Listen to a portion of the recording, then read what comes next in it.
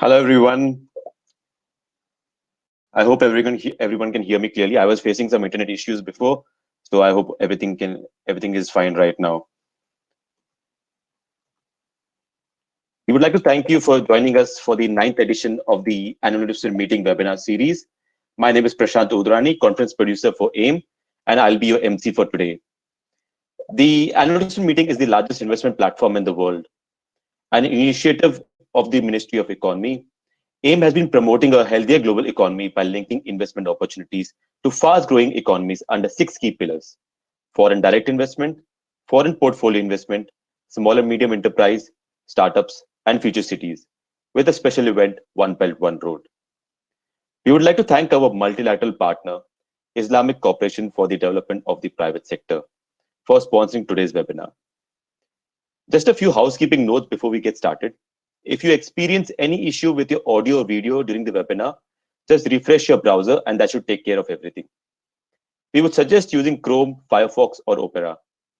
If you have any questions during the panel discussion, please type them into the question box in your control panel on the right-hand side of your screen.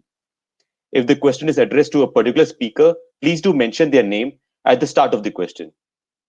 If you like a particular question, vote for it under the questions tab so we can address it to our speakers. During the webinar, we'll be running live polls located besides the question tab. We request you to please participate by casting your votes. In the panel discussion today, we'll cover the topic global transition to 100% renewable energy and the impact of COVID-19 on the energy sector. Our speakers will be covering the following points. What are the strategies to achieve 100% renewable energy? What are the crucial approaches in creating sustainable energy system? How can we tackle CO2 emissions? How does the current pandemic impact the energy sector and economy? I would now like to introduce the moderator for today's webinar, Ms. Gurmeet Kaur. Gurmeet is a partner at PHM Mason and has 18 years experience in legal practice and has practiced law in the Middle East region since 2007. She has advised public and private clients on infrastructure and energy projects with a particular focus on renewable energy, water, and power projects. Gurmeet has an extensive experience in advising on structuring, procurement, regulatory, corporate issues, and contractual documentation. She'll be joined by a panel of experts. Gurmeet, I would request you to please take it from here and invite your panel. Great. Thank you very much and welcome everybody.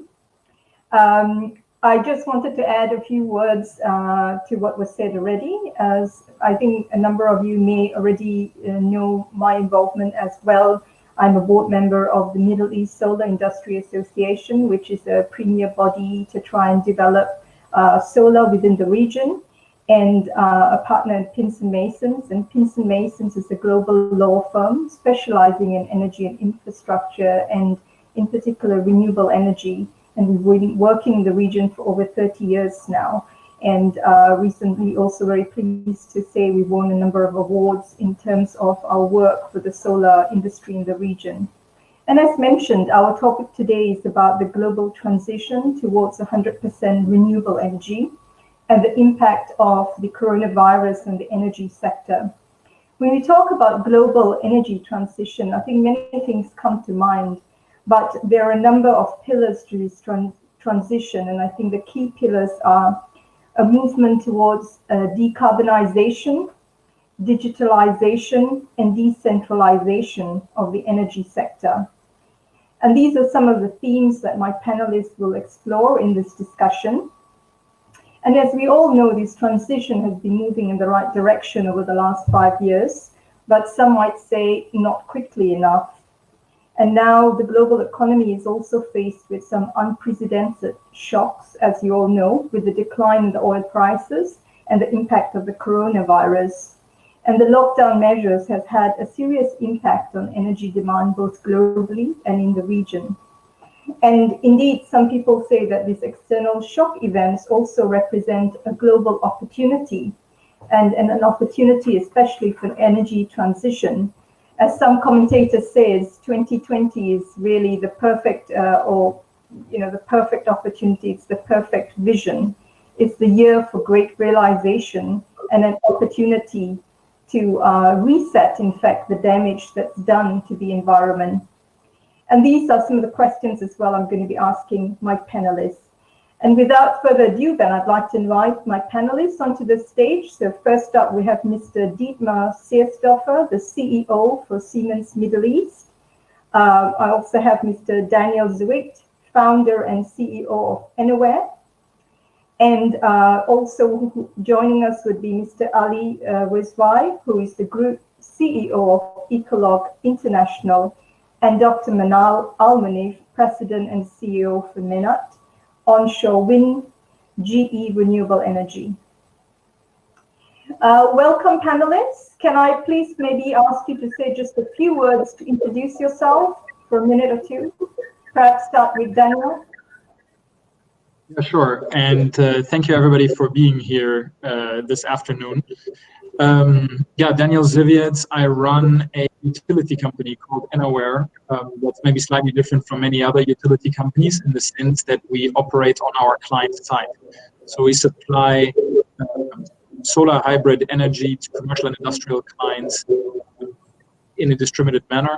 We run about 30 mini grids across the Middle East and Africa, typically in the range of 200 kilowatts to 20 megawatts. And we're trying to transition from fossil fuels to renewable energy as quickly as we can, bounded by some very specific issues that we find on our side: limited diversity, limited space, a couple of other hurdles. But we can talk about those during the webinar. Thank you. And if I could turn to Mr. Dietmar. Yeah, good afternoon to all of you here from Abu Dhabi. My name is Dietmar Seersdorfer. I'm heading the Siemens energy business in the Middle East. We are, of course, in the middle of the energy transition, and today we talk about how this will happen, especially under the circumstances of the pandemic that we have seen recently starting and evolving. So we will talk about what we can do to support the energy transition in the region, but also on a global scale. What renewables can play as a role there, but also what do we do in the time till we have maybe a fully renewable energy system in the future. So I'm looking forward to a great discussion today with my colleagues in the panel, and also a lot of questions coming from the crowd out there. Thank you very much. And could I please ask Ali to say a few words?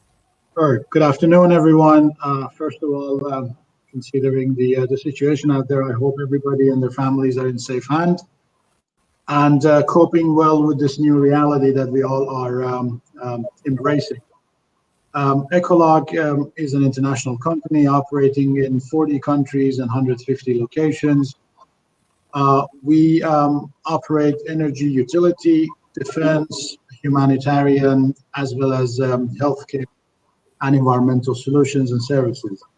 I look forward to a good conversation today for a topic that is very close to our heart, as part of our operation has taken us to part of the world in Africa and the other emerging world, where renewable energy will have a fundamental role in creating health, safety, and prosperity. Great. Thank you very much, Ali. I don't think Dr. Manal is online yet, but we'll introduce her in a minute when she comes online. So I'd like to turn to my first question, but before I do so, just for the benefit of the audience, you will see that you have the opportunity to ask questions throughout the webinar. So please do ask questions, and we'll try to take questions from the audience as well during the course of the webinar. In addition, I will spread it with a number of poll questions, which would be great to get as much participation from the audience as possible as well.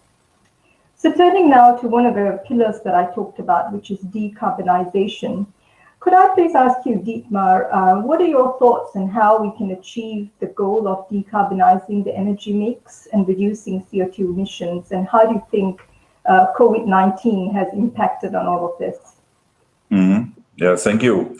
So first of all, I would like to put it in the context. I think we are experiencing at the moment the pandemic, but the global energy demand is rising. The population is growing, and hopefully also the economy will grow after the pandemic is over and we have a vaccine and is covered.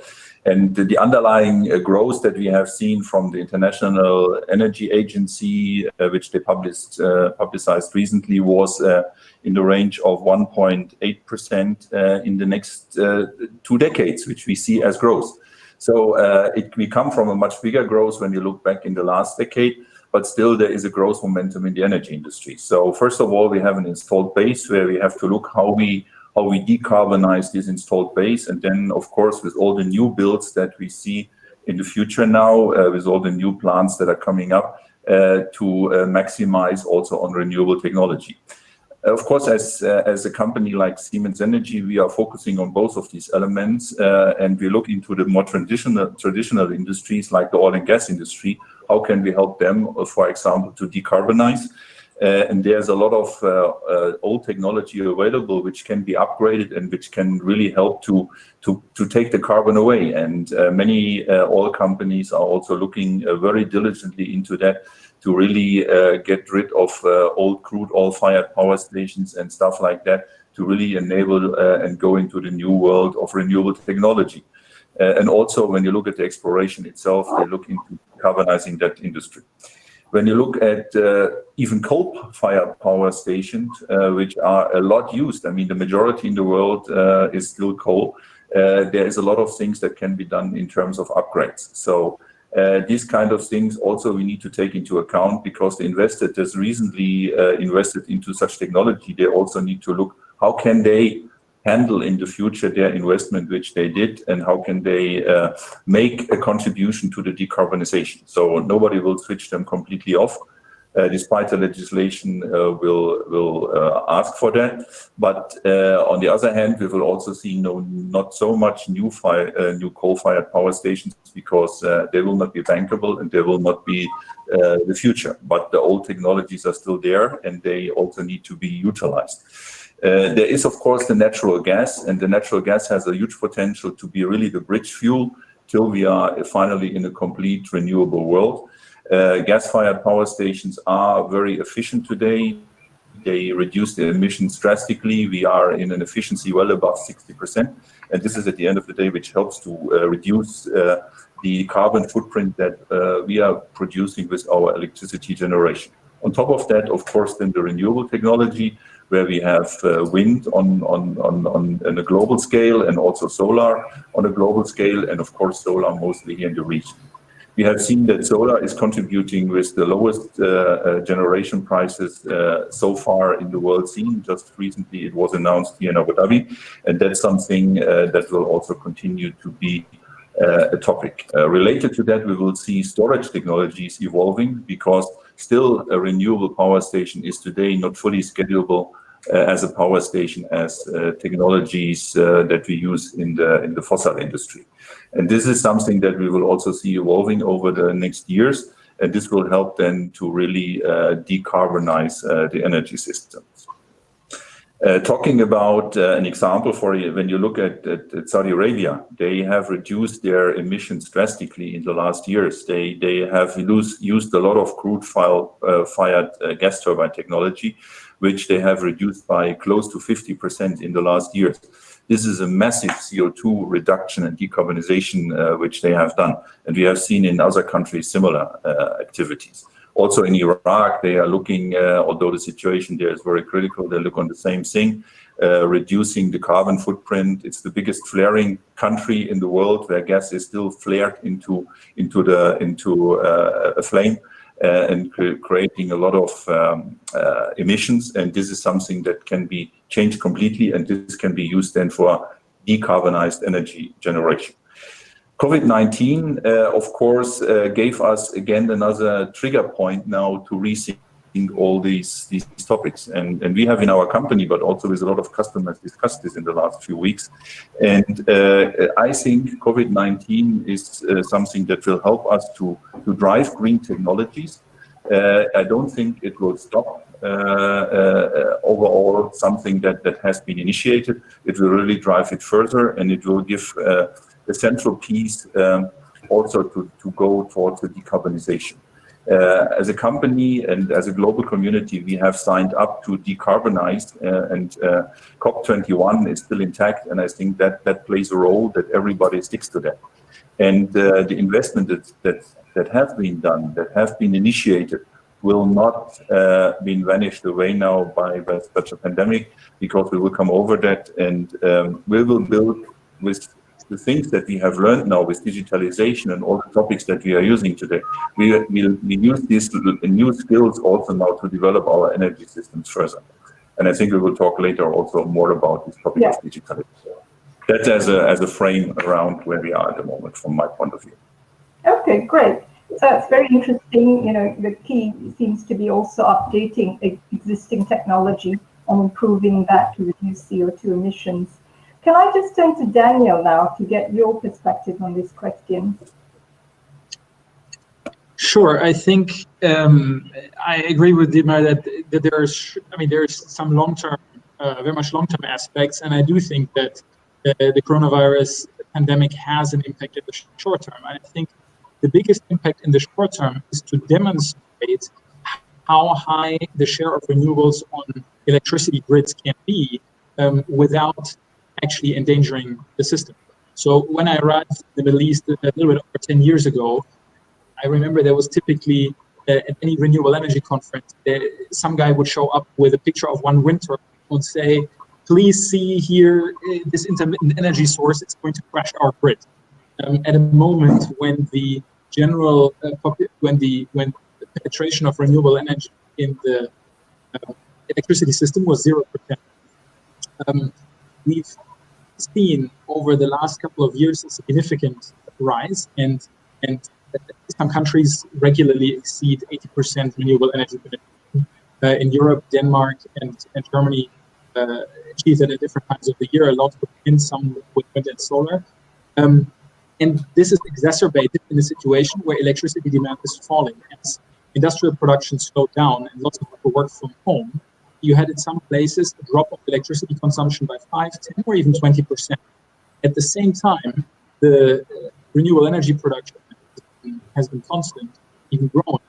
And you basically get a preview of how an electricity system can be like with much higher shares of intermittent renewables compared to the demand. And I'm very happy to report that basically it worked. That there have been no major technical issues, neither on European grids nor on our own, where we now regularly exceed 80% renewable energy penetration without massive storage. And so I think there are impact of the coronavirus. This reduces energy demand, and that demand reduction has fallen nearly exclusively on fossil fuels. The International Energy Agency is projecting that coal demand is going to fall by about 8% this year, which will be the largest drop on records on an annual basis. So what I agree with Dietmar, that there's still a lot of these plants on the system. They are also the first ones to be switched off when demand falls and prices are falling because they're marginal costs. So I think in the very short term, COVID has a positive impact in the sense that it drives renewable penetration. And it is now on us to make sure that we don't lose those gains in the medium term. We take advantage of the push that has given and keep those rates going forward, even as energy demand rebounds. I think as governments are going to spend money on rebuilding the economy, a lot of those funds will go to decarbonisation rather than the coal. And that's really an opportunity I think we need to take advantage of, and that there are very few technical skills. These days it's more but yeah, we use the crisis as a chance. Great. Well, thank you very much for that. I think that's quite interesting, your view that COVID-19 has a short-term, positive impact. And I just want to turn to Ali now, before I introduce Dr. Manal, who's just come online. If Ali, you could just give your comments on that first question as well. Sure. If you look at the COVID-19 as a crisis, And as the word goes, never let a good crisis go to waste. It brought a lot of pain to humanity. 50% of humanity on lockdown, economies melted down, and we all experienced things that we didn't before. But it also highlighted two fundamental facts for the mankind. One, regardless of the state of planet, whether under a COVID lockdown or full economic prosperity, energy is there is no replacement for it. Whether you need to run hospitals, you need to run your computer from home, or you need to continue to drive basic goods production, manufacturing, you still need energy. The second part was the importance of water, and I would like to in a second, because in our view, the two go hand in hand in terms of energy consumption and value. So what we learned was energy consumption around the world didn't go down actually. On the household base, it sort of stands still, and in some cases had some peaks. The production on the other side had to cope with a very different demand paradigm shift. Looking at that, looking at the effect of the COVID-19 on the world economy, when you come out of this current, if you will, standstill or lockdown, one of the first things the governments need to do is to look at how they can create stimulus with a longer lasting impact. Priority one would be invest in energy.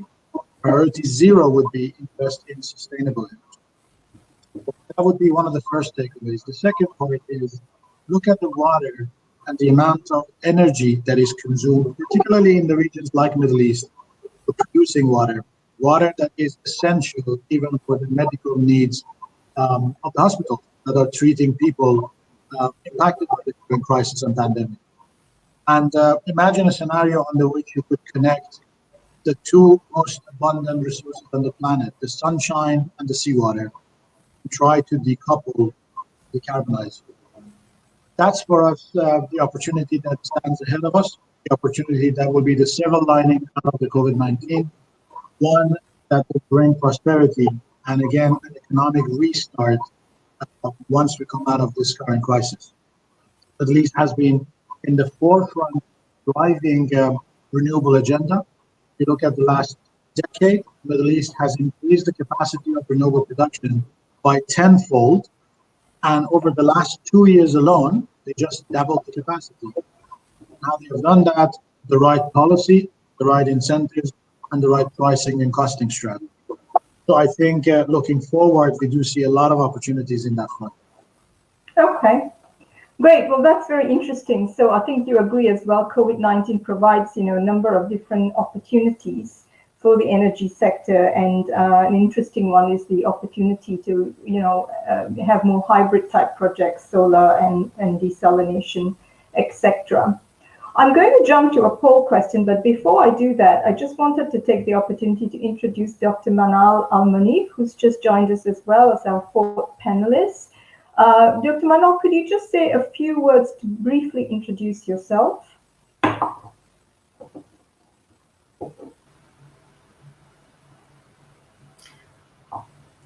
Thank you very much. I'm sorry I was late, but thank you very much for the introduction, and look forward to being part of this great panel.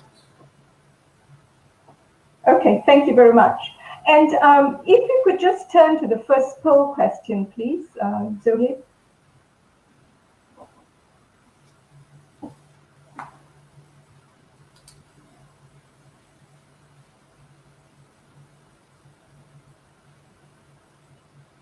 I'm not sure if we're seeing it yet on the screens. Yeah, I think there are some answers showing up. Oh, is it? Okay. Wow.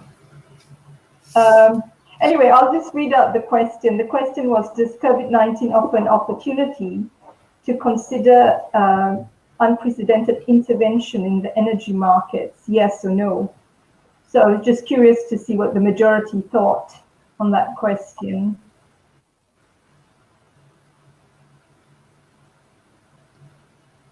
So I think you're supposed to click the polls tab and then submit your response. Okay, so I've got some answers now. So 80% of the audience think yes, it does offer an opportunity. Great, and 20% no. Okay, I'd like to now turn to my next question, and this is touching one of the other pillars of energy transformation, and that's about digitalization.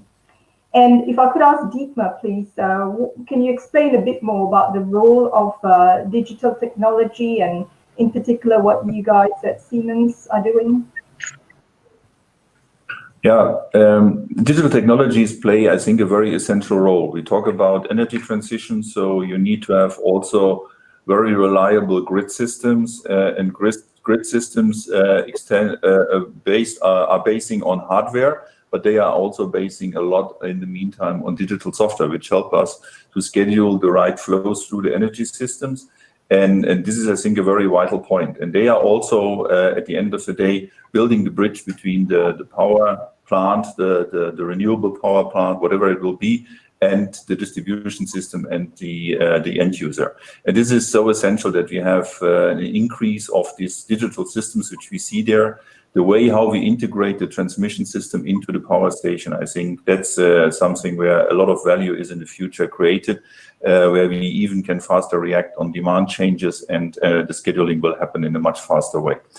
I also believe that cybersecurity plays there a very vital role, because the systems, as they are getting more digital in the power station itself, but also in the grid systems, they need to be really looked on, that we have always the security around these systems, so that nobody can intrude them, because they are the lifeline for all of us. And like my colleague said in the panel, it was very clear, even in the curfew and everywhere when we were at home, we had really to look that the energy system supply had to work.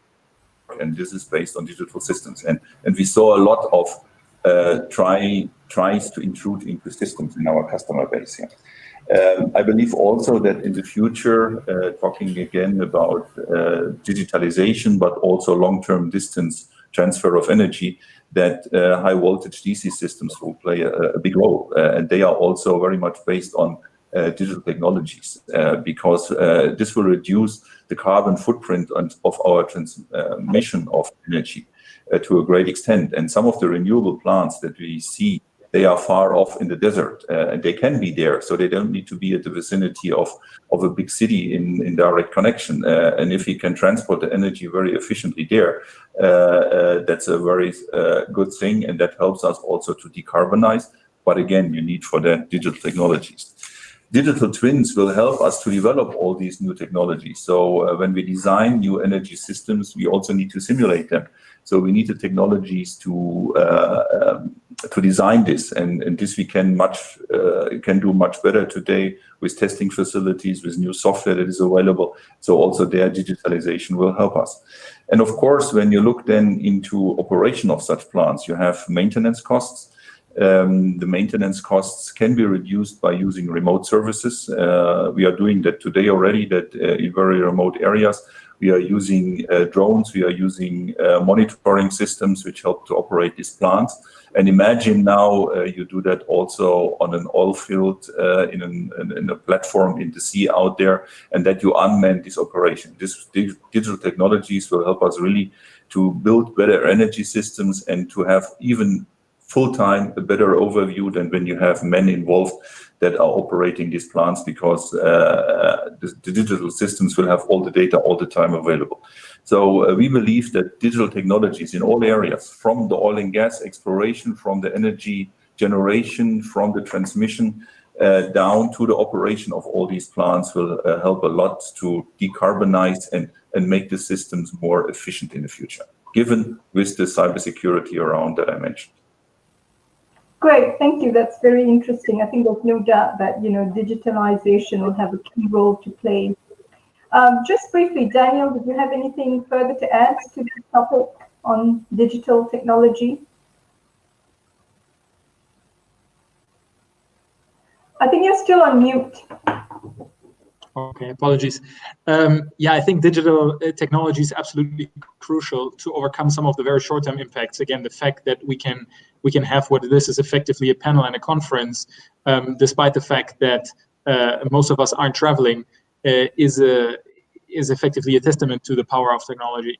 Now, in the context of energy, the issue is that historically speaking, there's been very little information transfer between the generation side and the demand of energy, and I'm focusing particularly on electricity here, right? The only signals available on the grid were frequency and voltage at the central backbone level, and basically what then if you had a big turbine and let's say you had a big coal turbine, right? And you have the frequency drop somewhere on your network, you shovel in more coal, and if the frequency goes higher, you reduce the coal input and the steam input. It's not exactly a high, let's say, content-rich signal that you're getting there. And in fact, in many systems, this is still run like this today. I had the privilege, we have an office in northern Nigeria, and I had the privilege 2-3 years ago to be in a transmission substation with a control room in Kano in northern Nigeria. And these guys have a very big room, I mean, maybe 100 square meters, 10 meters across, with a big dial in the middle. It looks like a clock with a 50 in the middle. And basically every time the frequency drops below 49 hertz or so, they just start switching off big breakers and start switching off parts of the city. And when the frequency goes up above 51 hertz or so, they start switching on breakers. So that's the crude way. That's the old way of managing power supply and demand. And I think what you can do with digital technology today is you can get much more fine-grained information, right? As Dietmar mentioned, you can get information from substations. I believe you can get information from demand. Today we have lots of demand that is in principle schedulable. When Ali talked about desalination, right? Desalination, for example, is fundamentally a schedulable load in the sense that water is easy to store. So you could talk about switching on and off large water generation plants. You can certainly forecast demand. In fact, utilities have been doing this for decades by looking at yesterday's demand or demand from last year under similar weather conditions and assuming that today is pretty much the same, maybe plus 1 or 2 or 3%. But if you have sudden changes in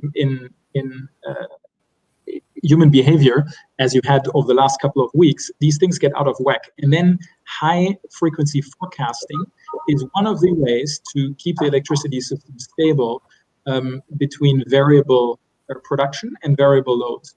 And doing that in a large grid is a challenge. I can tell you doing it in a small grid or mini grids typically have zero geographic spread, right? We're on a particular plot and we have to deal with all kinds of loads, whether that's air conditioning or industrial construction sites on very, very short time horizons. Digital technology and forecasting is the only way to deal with that in a cost-effective manner. Otherwise, you have to throw assets at the problem. In our case, people start typically out with diesel generators. So they buy more and more generators or rent more and more generators. And all this equipment is standing around consuming fuel, whether or not there is load. And if we're able to simulate that ahead of time, based on machine learning, artificial intelligence, whatever, or just plain old engineering experience, you can schedule production. You can figure out what the gap is between intermittent renewables and your demand, and then you can bring the most efficient backup power to bear. And again, all of that is difficult. You just try to do it with the old-fashioned analog way. So yeah, I'm all for digital. Great, thank you. That's very interesting, especially the ability to get fine-tuned information and I guess in terms of what that can then help in terms of the energy transition. We've got obviously a number of questions, and I'll try to take that later from the audience as well. But one question that seems to be quite popular, and I'll turn now to my third question to the panelists, is what do you see is needed? What more is needed in order to accelerate this energy transition and the move towards more clean energy? So if I could start with Dr. Manal on this question, please.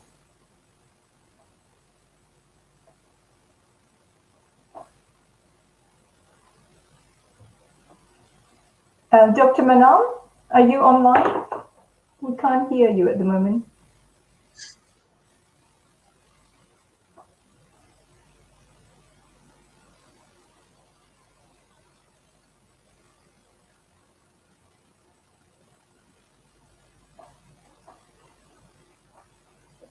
I'm not too sure whether she's dropped off because of internet connections, but I'll move on then. Perhaps, Ali, you could take that question, whether you think it's policy changes, government stimulus, or something else that's needed in order to start this transition.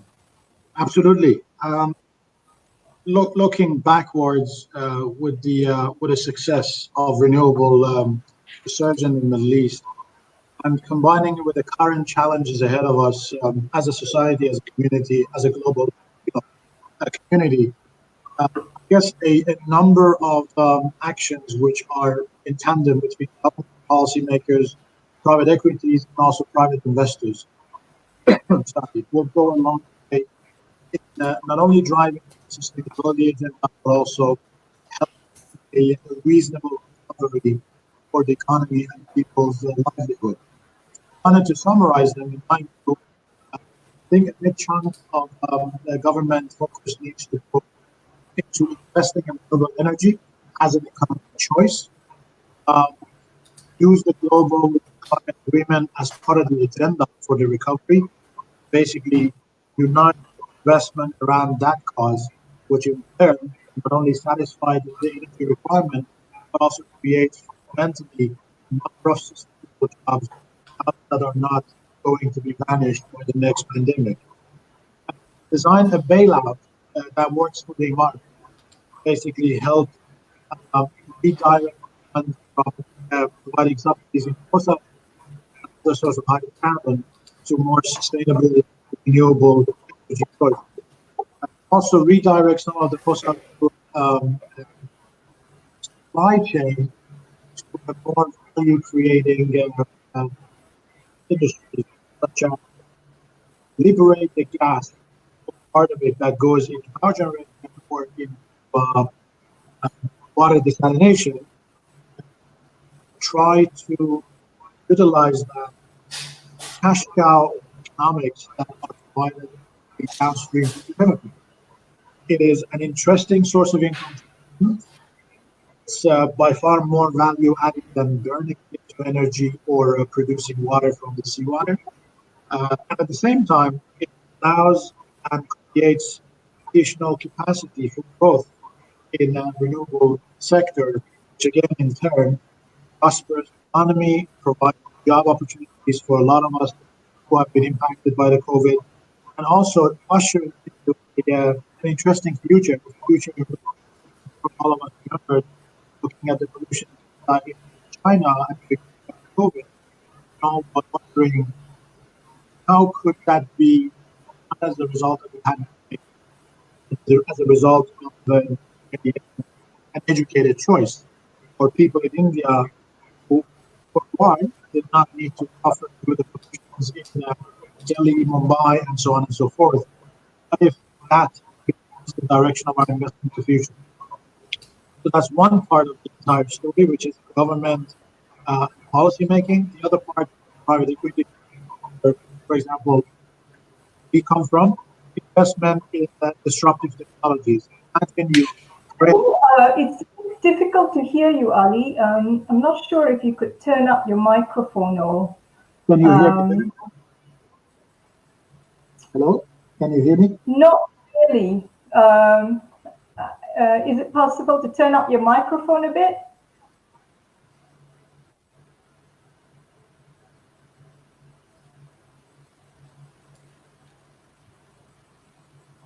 Is it better now? Yes, slightly. All right. So what I was saying is, in addition to the policy-making choices that I laid out, investment in disruptive technologies would be interesting. That's, for example, what we are doing at Ecolog. We invested in a printing or printable solar technology that is 300 times lighter than the usual solar panels. From a cost perspective, extremely competitive, so that any household can basically subscribe to a plan as if you're subscribing to your mobile data plan. Imagine a world in which you click a button, your power package arrives. You don't need any upfront investment. You don't need any optics. Or if you look at desalination using the solar Telmod technology, which brings the cost fundamentally down, liberates the gas and allows very different water power regimes compared to what we have. So in principle, investment, smart investment, and smart policy making will really shift the future of the energy sector even post-pandemic. Great, thank you. Can I get Dr. Manal now to comment on that? Because I see she's managed to get online again. Smartphone connected.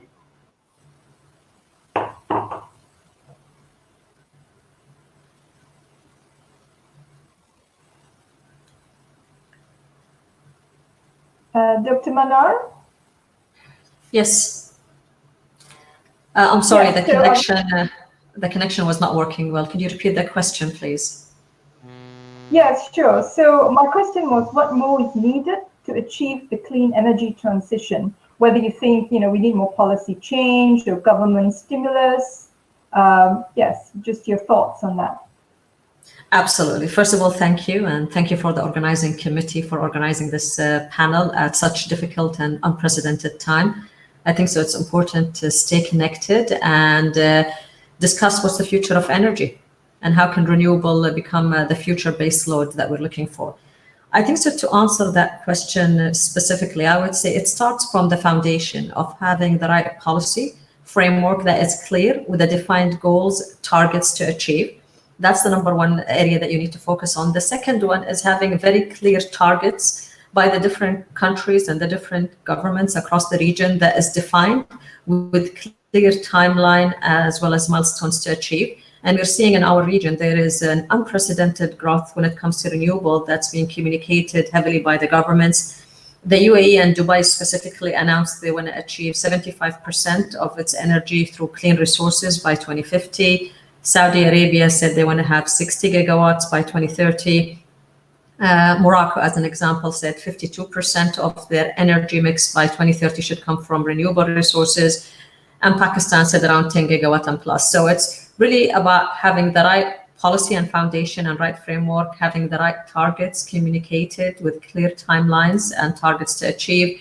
In addition, having the right say-to-do ratio. That it's very important to give confidence to the investor, to the financial community that these targets are achievable. And we can see countries that started implementing this process were actually faster in execution and more successful because their say-to-do ratio was actually matching. In addition, if you see, I think so it's important to also communicate the growth that we saw in renewable in the last decade. When you used to speak about renewable 10 years ago, you didn't get this attraction that you're getting now.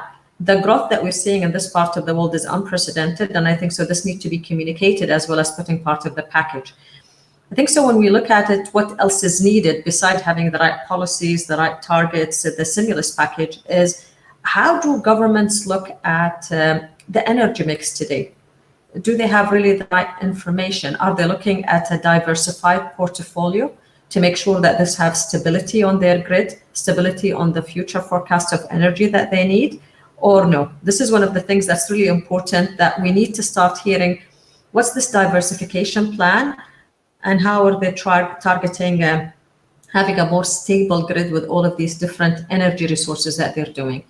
In parallel, I think so there is equal part that we need to play as a manufacturer and technology provider, which to continue the investment in innovation, to make sure that our technology investment is paying off by reducing the cost of energy, making sure we have a sustainable, reliable, with a good quality technology that we can provide, and start adapting new ways of doing business. My colleagues have mentioned hybrids, have mentioned off-grid, and I think so we need to start thinking of these new ways as we progress in this new industry. There definitely need to be new ways for us to start looking of how to deploy a faster transition for renewable energy. Great, thank you. That's really helpful. So apart from policy and targets, important to get the energy mix right. I'd just like to actually turn to the next poll question now, and also conscious of time. So could you all address the second poll question, please? And the question is, what do you think will be the most important factor in achieving the clean energy transition? policy changes, government stimulus, oil prices, or technology?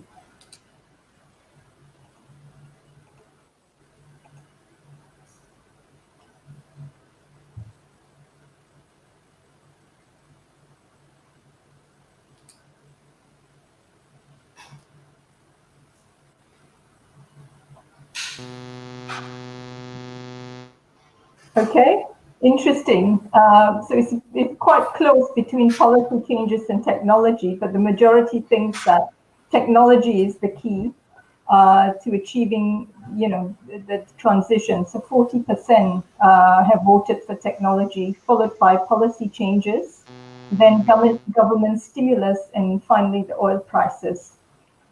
Thank you for that. And that brings us nicely to my next question, and this is on how the oil price fluctuation and COVID-19 is impacting renewables. And do you think the region will still continue to invest in renewable given, the decline in oil prices? And if I could turn first to Dietmar to address this question.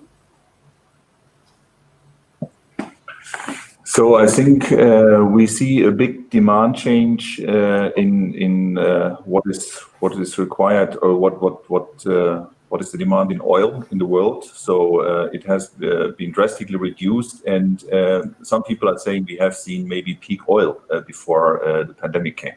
I don't know if that's true, but for sure it will create a longer lasting impact. When you look back maybe in the last 2 decades, and when we had oil price decline, we always saw afterwards a big impact also in the fossil area, so that the business was getting bigger there. There were investments because low oil prices led also to low electricity prices. I think that time is over. When you look today at the electricity prices in the wind, but also in the solar area, they are very competitive, even sometimes very much more competitive than a fossil power station in some areas. And this will lead also that in the future it will continue with renewable energies. So I don't think that the low oil prices that we are seeing now are stopping the investments in renewable technology and sustainable and technologies that are decarbonizing. What I believe will happen is that we see the demand coming back over the next 1 or 2 years, maybe not to the levels that we have seen before, but the demand will come back, and we will see further investments going then into decarbonizing these technologies, because all these companies need also, like I said before, goals. What do they want to do in decarbonization? Because they are all contributing to the global CO2 emissions. And this will drive also that these companies will invest into these new technologies.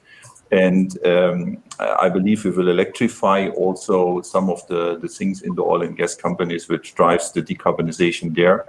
And this requires also policy changes within the companies. And we talked always about policy changes of governments, but also in companies you can do so.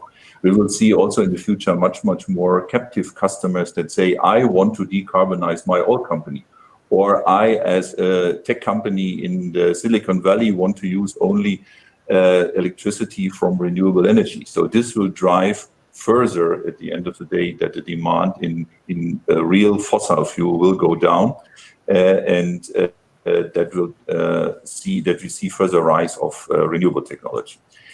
This is, I think, what will happen in the next years to see. And within that, we need still, I believe, also fossil fuels. And I mentioned it earlier already that gas is maybe the bridge fuel the next decade to support the energy transition and to come to a new energy mix, which is then much more dominated by renewable technology.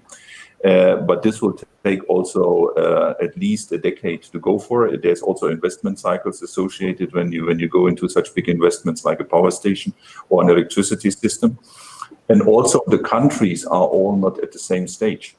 In our region, Iraq is in a complete different status than the UAE or than Saudi Arabia. And based on the need, the countries need to invest also in these technologies. Great, thank you. So that's interesting. So we can expect to still see a rise in renewable energy, but also continuation of fossil fuel industries, of course. So the key must be in setting the energy mix right. And I think Dr. Manal had also mentioned this before, and if I could turn to her, please, and her thoughts on this topic.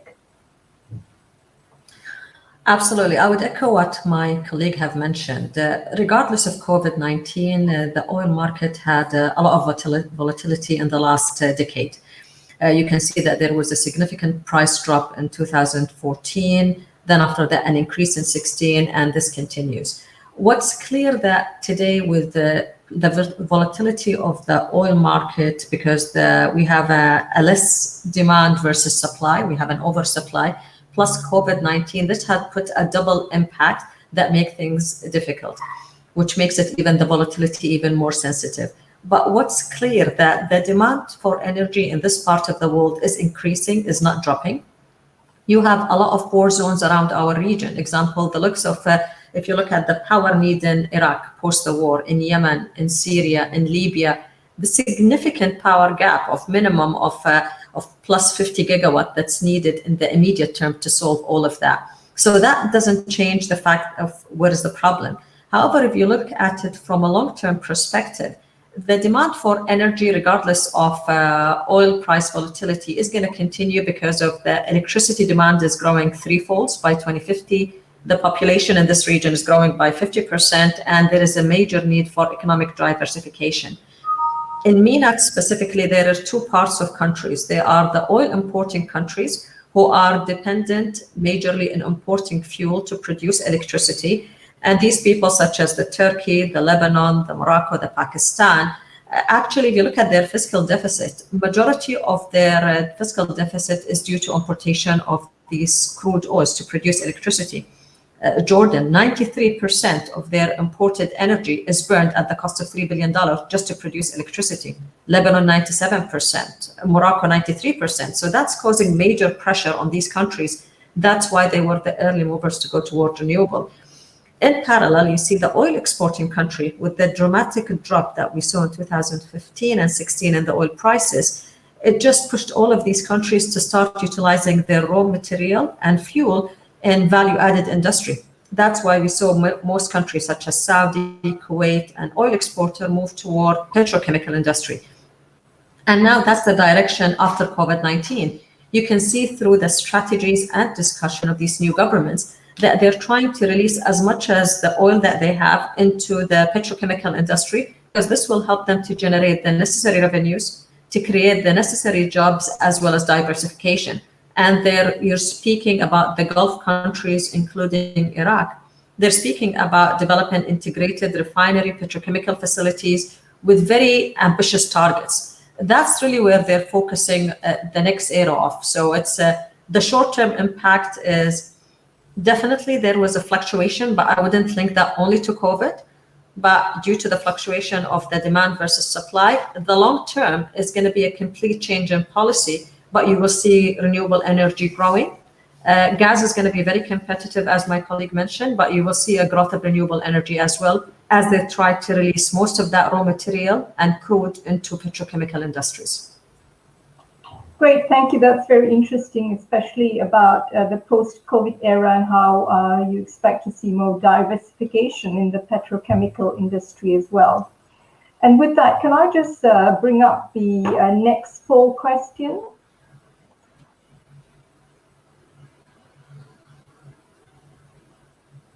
So the question is, do you think investment in renewable energy will accelerate or slow down due to COVID-19 and the decline in oil prices?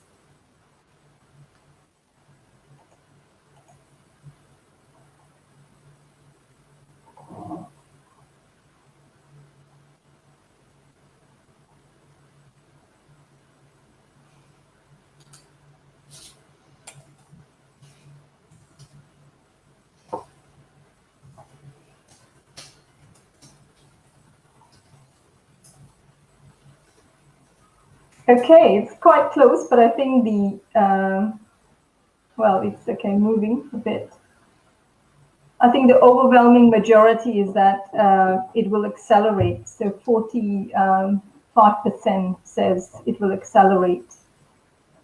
And I think it's equal between slowdown and no change. Right, I'm going to take the last question because of time, and I'd also like to just take one or two questions from the audience. So this question is to the panel as a whole, and the question is, do you think a global transition to 100% renewable energy is possible, and how do we achieve this? If I could start with Daniel, please.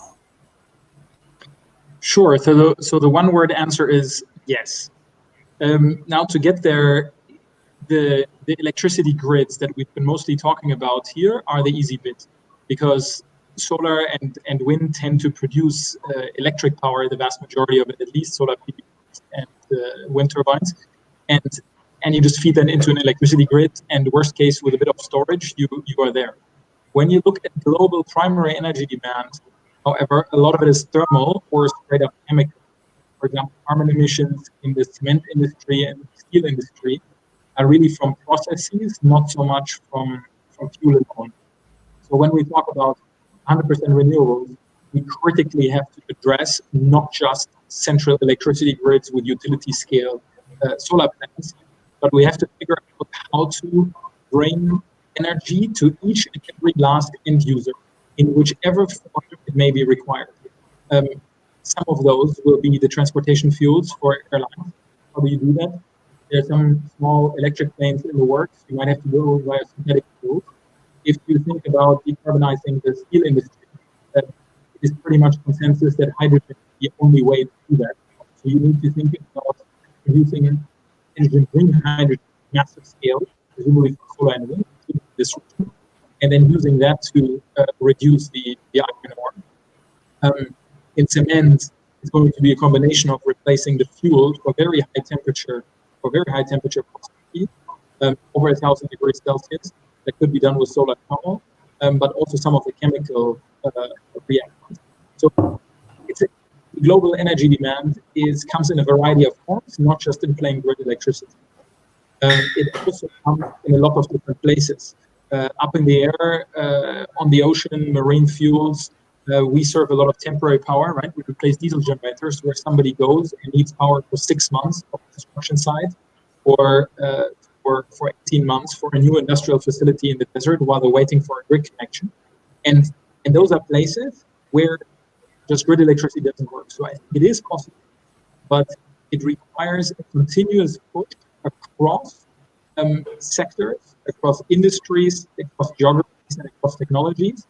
And hence, what I can only encourage policymakers around the world is to not just focus on what today are the low-hanging fruit, the grid-connected renewables, but really look at the distributed stuff, the industrial demands, and the non-electric parts of the system, because that's where we need to win this fight here. Great, thank you.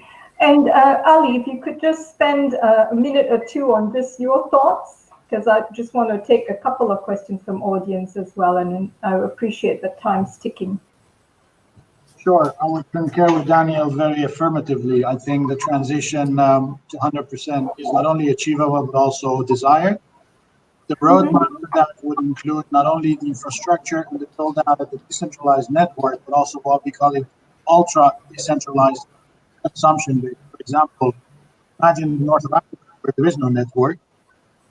If you could provide the household with, as I mentioned, their own subscription to a power that is printed for them, you begin to address mass billions, which pushes the utilization and the infiltration of the renewable energy around the world with the speed and intensity not have seen before.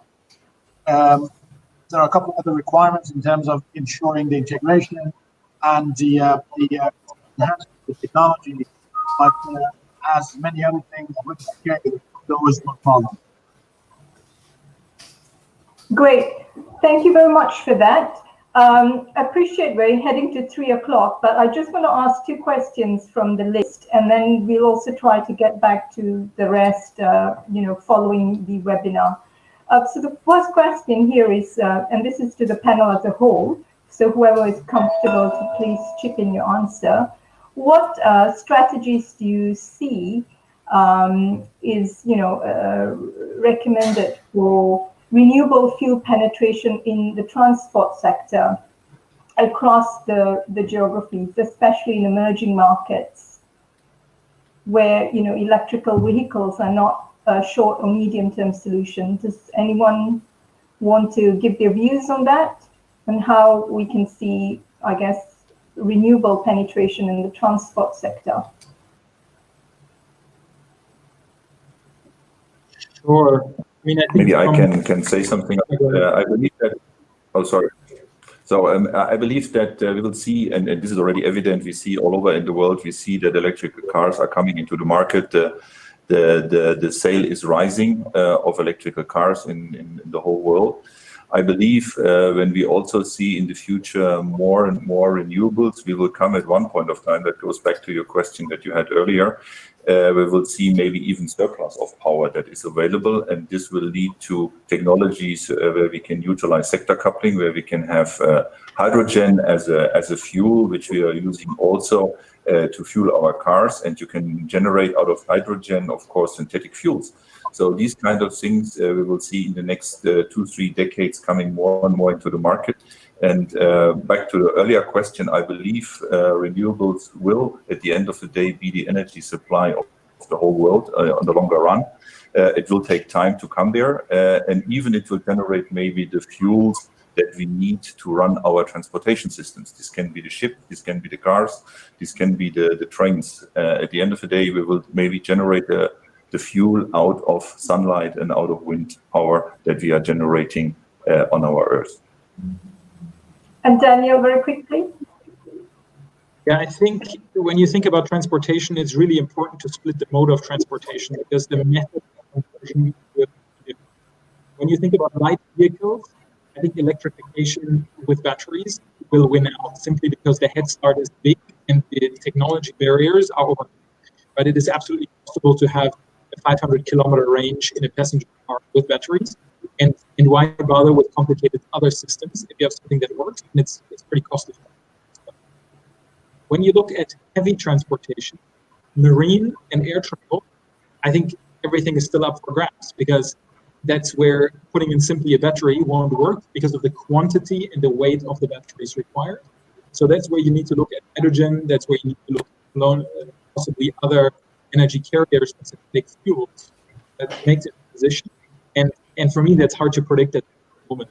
The hydrogen is probably a good option for heavy trucking, heavy transportation. What the optimal solutions are for air freight and train transport, I don't know, but I think we need to push policy solutions to accelerate that transition.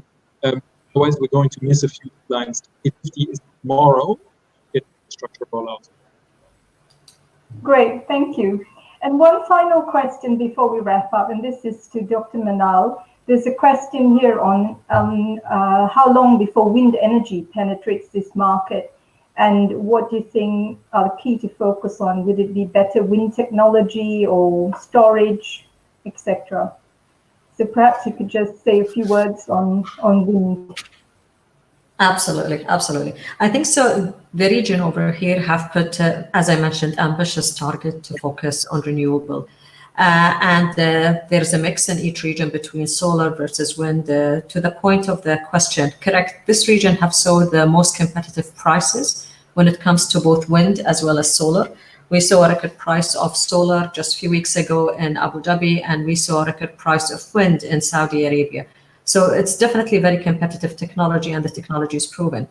I think so the key for this region today is not about achieving the 100% renewable target, but it's finding the right balance and the right energy mix between the different energies that you have and how do they complement each other.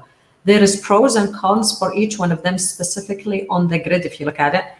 As an example, solar is very easy to adapt. You can, from the signing the contract to generation, 6 months, and you'll have the solar producing power plant. However, there are a couple of cons that you need to take into consideration: the amount of land it requires, the amount of megawatt that goes into the grid from solar is actually at a less capacity factor, so you don't get the more out of it. In parallel, if you look at other technology, CSP, it's a good renewable resource, but it's not most competitive. Wind and solar have a perfect match together, because solar have a peak of 4 to 5 hours where you get the most of it. then wind blows in the afternoon as well as night, and you get the best out of it. If we want to focus on reaching 100% baseload through renewable, I think so the first foundation of that is going to be the hybrid. How can you start deploying this in a scale that makes sense to make sure that this is the right thing to go forward? And how can we define what is the right mix for our region based on the grid capability and capacity? I will not be looking only on solar by itself. I think so the technology in wind today, you see a 6 megawatt platforms with over 150 plus meter of rotor diameter. So the technology and innovation is there. We're able to capture wind at lower speed. There are wind turbines specifically designated and designed for that region specifically. So it is coming, but I think so at the stage, maybe in a couple of years, you're going to start seeing all of the solar target reduce a little bit to try to find the right balance between the different technologies and not to cause as much harm on the grid that you would expect it to see. Great, thank you very much. And I'm conscious of time, so we'll wrap it up now. And I would like to firstly thank my panelists for your time and for your fantastic answers to the various questions. So I know we can't all clap, but we can virtually clap to thank the panelists. And I'd like to thank the audience and the organizers for the opportunity. And perhaps I think the organizers would like to say a couple of words to wrap up. Thank you. Thank you to all our panel of experts for joining us today and taking time from their schedule to share their thoughts and perspectives with us. I would also once again like to thank our multilateral partner, Islamic Cooperation for the development of the private sector, for sponsoring today's webinar. I would also like to thank our audience for joining us and sharing their questions with us. The link to today's webinar video will be sent to you via email. To register for our next webinar, scheduled for the 28th of May 2020, please visit our website, www.aimcongress.com/webinars.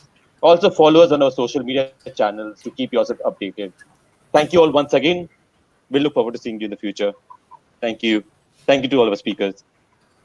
Thank you. Bye-bye. Thank you.